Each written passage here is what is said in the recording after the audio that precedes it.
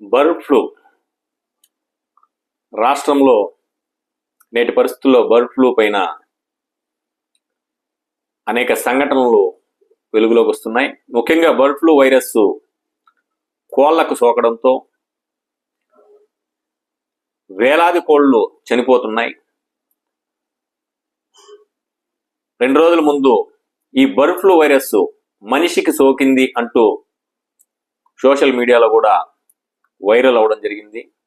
దీనిపైన రాష్ట్ర ప్రభుత్వం స్పందిస్తూ ముఖ్యంగా వ్యవసాయ పశుసంవర్ధక శాఖ మంత్రి అచ్చెన్నాయుడు గురువారం మాట్లాడుతూ రాష్ట్రంలో బర్డ్ ఫ్లూ నియంత్రణకు అన్ని చర్యలు తీసుకుంటున్నామని, ముఖ్యంగా చికెన్ను నిరభ్యంతరంగా బాగా ఉడికించి చికెన్ను గుడ్లను తినవచ్చని తెలపడం జరిగింది.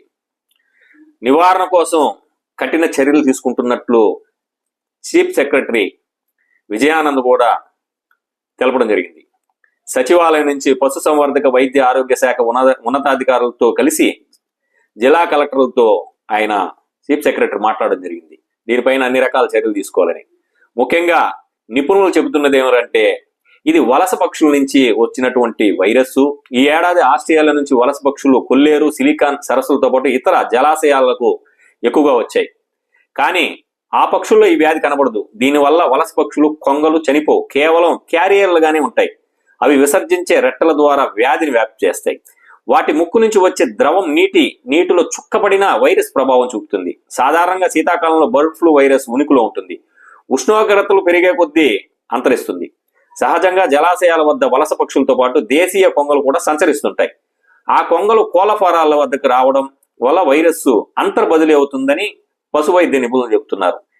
ఏమైనప్పటికీ కోళ్లను ఈ సీజన్లో బాగా ఉడికించి తీసుకోవడం వల్ల ఎలాంటి ప్రమాదం రాదని, బర్డ్ ఫ్లూ వైరస్ పట్ల వదంతులను ప్రచారం చేయొద్దనేసి వాళ్ళు తెలియజేశారు.